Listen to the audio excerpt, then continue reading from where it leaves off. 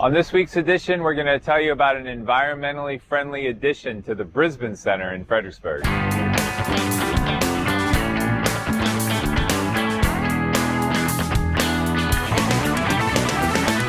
right, so I'm here today with Dave Cooper, who is the CEO of the Thurman Brisbane Center at 471 Central Road in the city of Fredericksburg in the Industrial Park.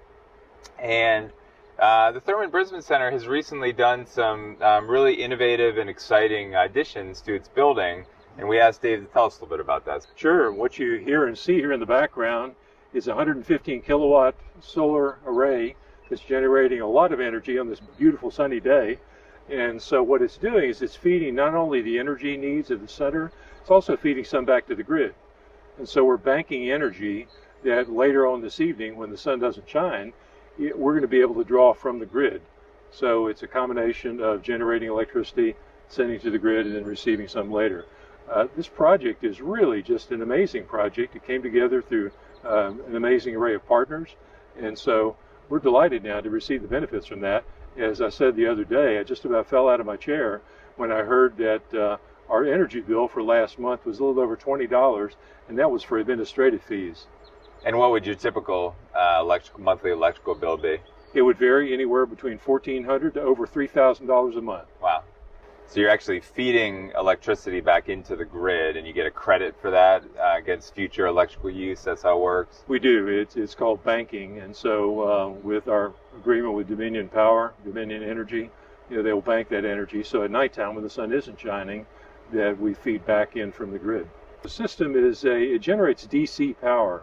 Direct current power, and so we have modulators or converters, I'll call them, which generate the power back to AC.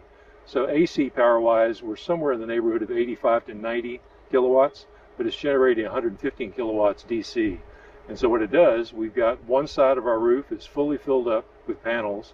A third of the back roof is filled up with panels, and so those feed energy down to our converters, inverters, and then that's converted to AC and goes into the building.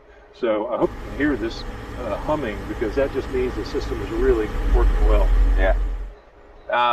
So talk a little bit about how this all came to be, like how it was made possible, some of the partners that made this possible financially.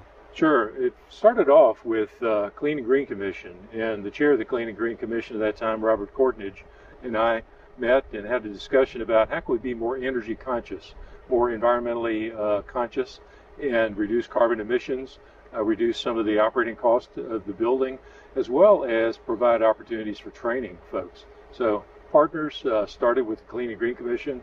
It included, appropriately named, the Sunshine Lady Foundation. Another wants to be unnamed donor to the system. S-Power donated the panels to the system, and Grid Alternatives was a contractor installer. So all of those partners came together to be able to make this system possible. Okay, and you mentioned training a little bit. Yeah, we find that most of the folks that come to the shelter that we would consider homeless, most of those folks are employed. They're just underemployed. So we saw the need to be able to equip them with some skills, not only soft skills here at the shelter, but also some hard skills, such as solar array installer. And so we reached out to Germanna Community College, worked a partnership with them to be able to provide some of the basic training needs for these folks. And then they'll also provide additional secondary, tertiary training that really get folks here that are motivated and capable of engaging in this career to move up to wages that are in the $40,000 a year range. So that puts people up at a livable income.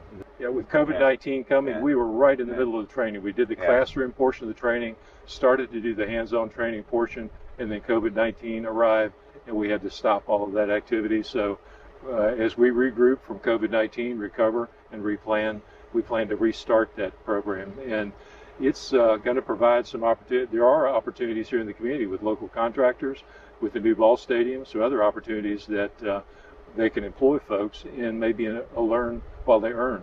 And congratulations on this new addition. So I hope that others will do the same. The city does have a program called CPACE, Commercial Property Assessed Clean Energy. It can be used for financing things like this. So check out our website, fredericksburgva.com, and and go under the CPACE to learn more about it. If I can add one last thing, Yeah. Bill, this is the largest solar array in the city. It's also the largest solar array on any homeless shelter in the state of Virginia. So we've taken that lead in this process, and yes, it was a lot of work to try to put all those pieces together, but it was well worth it. And so we'd like to continue to be an example for the greater community, for the greater homeless community across the state and maybe beyond. If you'd like more information about the Brisbane Center, all of our programming, not just the solar array, check out our website at brisbanecenter.org. Great. Well, and are you available to sort of talk to others? Sure, would love to. Okay. I would just encourage people to think carefully if they want to use a power purchase agreement. There's a lot of details associated with that. I'm not an expert in that area, but I'd be glad to lend whatever experience and wisdom I have. Okay. All right. Well, Dave, thank you for joining us today, and congratulations on your new addition. Thank you. So, I want to thank the city, too. Clean and Green Commission, the mayor, you. Grateful for all the support that we've had in this project. yeah. So that'll do it for this week's edition. We appreciate you watching, and we'll see you next week. Be sure to subscribe to our YouTube channel and click on the notification bell so you get an email each time we put out a video. See you next week.